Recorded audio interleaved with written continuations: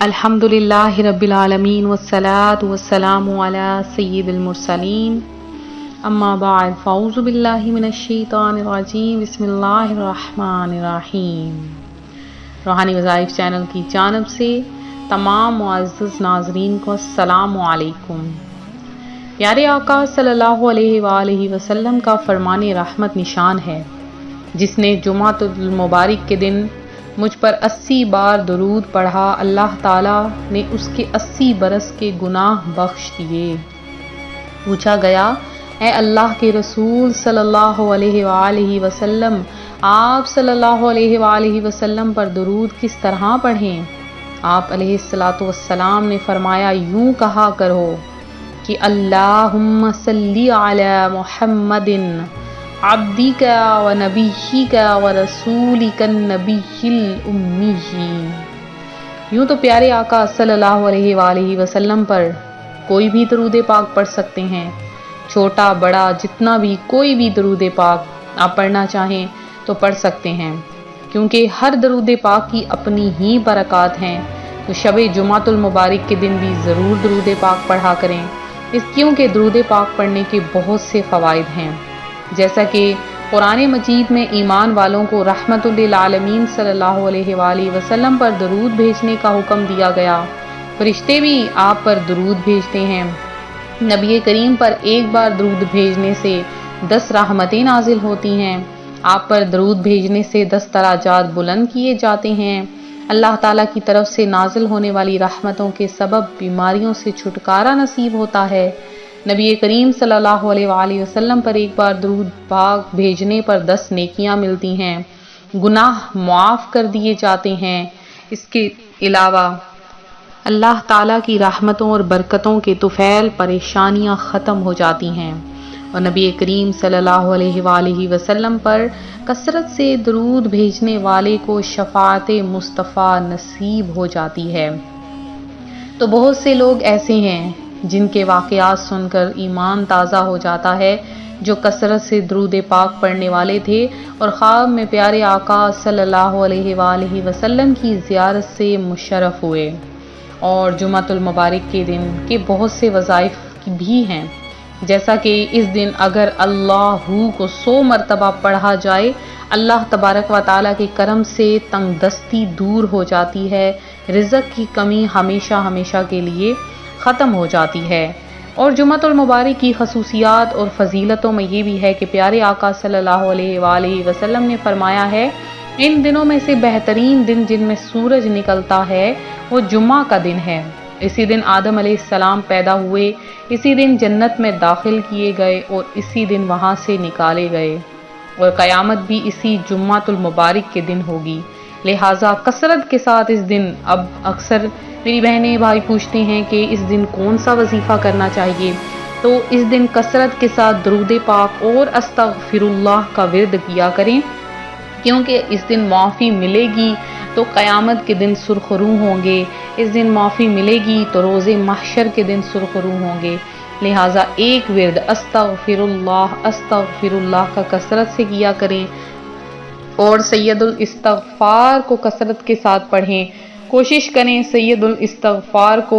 آپ زبانی یاد کر لیں، صبح شام آپ کی زبان پر رہے۔ اور جمعۃ المبارک کے دن اگر کوئی چاہتا ہے اللہ تبارک و تعالیٰ ان کے رزق میں برکت عطا فرما دے، مال میں برکت عطا فرما دے، جان میں برکت عطا فرما دے، تو آپ نے اس گھڑی کو جس میں آپ نے وہ وظیفہ کرنا ہے، آپ کی دعائیں حاجتیں قبول ہوں گی، اس گھڑی کو آپ نماز عصر کے بعد تلاش کیجئے، کیونکہ پیارے آقا صلی اللہ علیہ وآلہ وسلم کا فرمان ہے کہ جو جمعۃ المبارک کے دن نماز عصر کے بعد دعا مانگتا ہے، اس کی وہ دعا قبول کر لی جاتی ہے۔ اب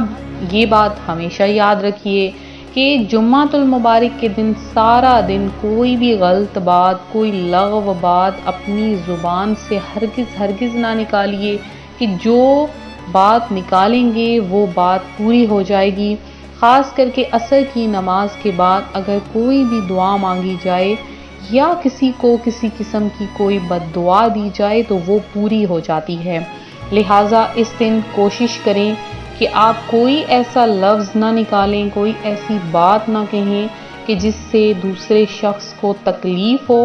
کیونکہ اس دن، اس وقت میں، اس گھڑی میں دعائیں قبول ہوتی ہیں، لہٰذا اپنے لیے مانگ لیں۔ تو اگر آپ نماز عصر کے بعد یہ وظیفہ کر لیں گے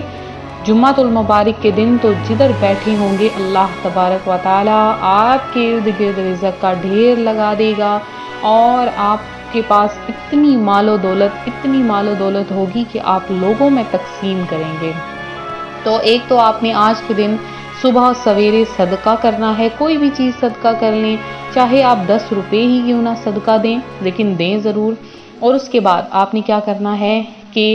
سارا دن کوئی بھی درود پاک پڑھتی رہیے۔ اب جب عصر کی نماز آ جائے، عصر کی نماز ادا کرنی ہے، اور عصر کی نماز کے بعد آپ نے ایک تسبیح آپ نے اللہ تبارک و تعالیٰ کے ان 2 ناموں کی، یعنی یا رزاق یا فتاح، یا رزاق یا فتاح، آپ نے درود پاک پڑھ لیا، پھر ایک تسبیح یا رزاق یا فتاح کی پڑھ لی، اور اب آپ نے ایک سورت جو قرآن پاک کی ہے، بہت آسان ہے، آپ کو بھی آتی ہے،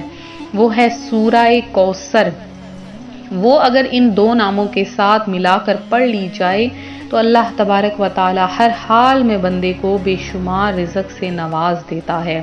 تو اب آپ نے سورہ کوثر کو زیادہ تعداد میں نہیں پڑھنا، صرف 33 بار پڑھنا ہے، بہت آسان سا عمل ہے، 33 بار صرف سورہ کوثر کو وہیں بیٹھے بیٹھے پڑھ لیجئے، اور اس کے بعد آخر میں پھر سے درود پاک پڑھ لیں۔ انشاءاللہ العزیز آپ جو دعا مانگیں گے اللہ پاک آپ کی پوری کرے گا، آپ کے پاس رزق کے ڈھیر ہوں گے انشاءاللہ العزیز۔ اگلا جمعۃ المبارک نہیں آئے گا، اس سے پہلے ہی آپ کے پاس اتنا رزق اکٹھا ہو جائے گا کہ آپ بانٹنے پر مجبور ہو جائیں گے، لوگوں کو دینے پر مجبور ہو جائیں گے، کیونکہ آپ کے پاس پیسے رکھنے کی جگہ تک نہیں ہوگی۔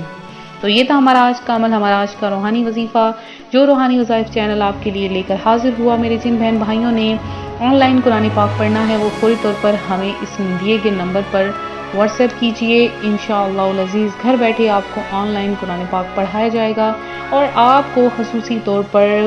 قرآن پاک پڑھانے کی بات سند بھی دی جائے گی، جو کہ ہماری اسپیشل اکیڈمی سے الحاق شدہ ہوگی۔